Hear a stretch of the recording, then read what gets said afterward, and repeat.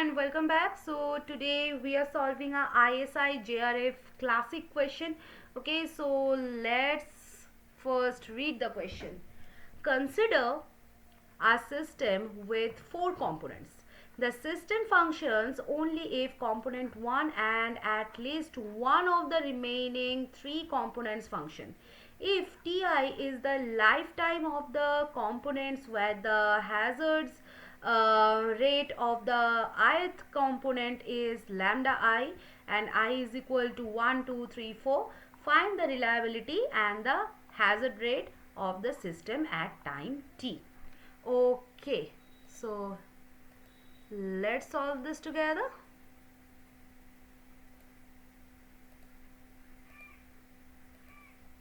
Okay, now we have a system with four components, right? But there is a catch. This system is like a high stakes group project. Now component 1 is the overachiever. If component 1 fails, the whole system dies. No pressure, right?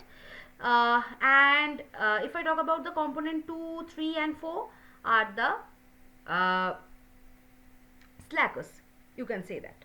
And as long as at least one of them is working, we are okay. So mathematically our system functions if C1 works and C2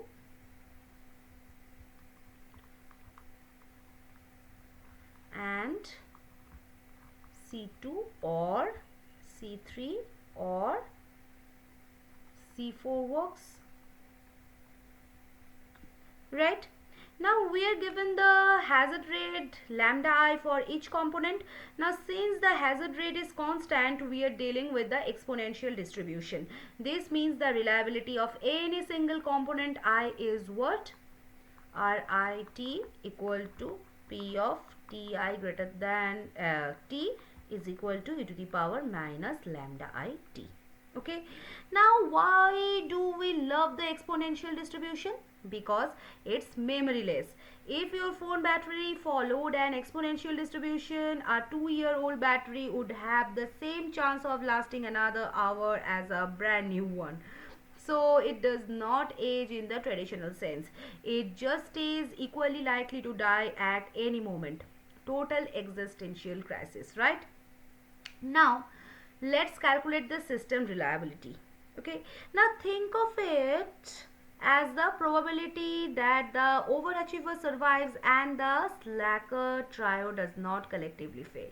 Okay, so reliability component 1 R1t equal to e to the power minus of lambda 1t.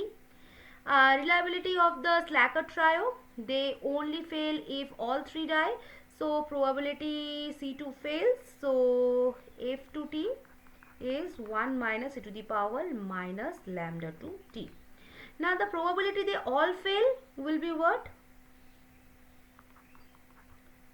Is 1 minus e to the power minus lambda 2t into 1 minus e to the power minus lambda 3t into e to the power 1 minus e to the power minus lambda 4t, right? Now since component 1 and the subgroups are in series, we multiply them. So we get RST equal to e to the power minus lambda 1t into 1 minus summation I is equal to 2 to 4 1 minus e to the power minus lambda I t.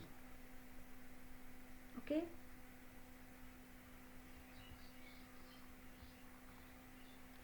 So if we assume that lambda 2 equal to lambda 3 equal to lambda 4 equal to lambda, then for a second to keep our sanity, it looks like RST equal to what? E to the power minus lambda 1t into 1 minus e to the power minus lambda t whole cube, right? So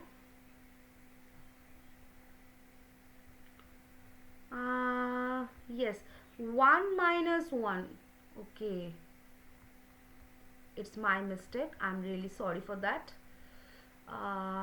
Yeah, so you can say that like a cheap string of the Christmas lights, one bulb pops, the whole house goes dark. Okay, so reliability will be R1 into R2 into, and this goes to up to Rn.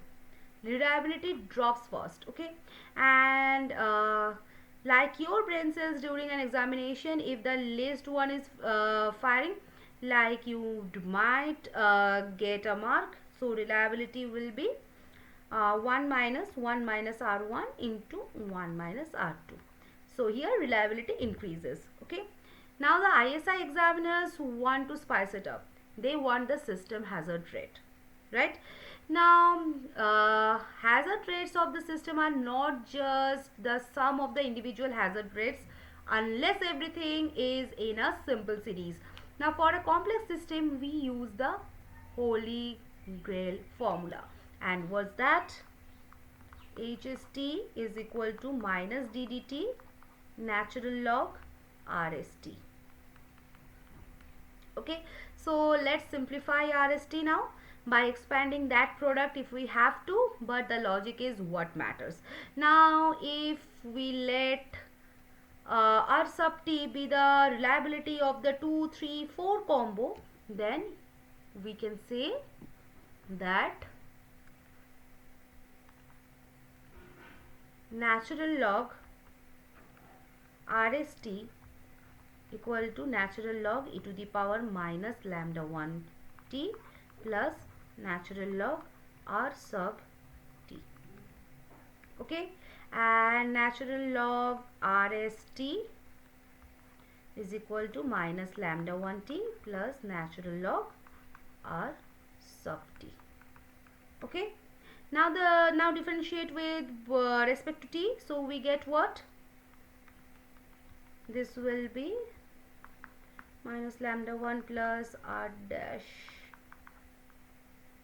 t by R sub t. Okay, so HST will be what? Lambda 1 plus H sub t. Okay, but wait, this is interesting. The total system hazard is the overachiever's constant hazard plus the shifting hazard for the slacker drive. Now even though the individual components have the constant hazards lambda I, the system hazard rate HST will change over time because the parallel portion does not behave linearly. So it's like a relationship.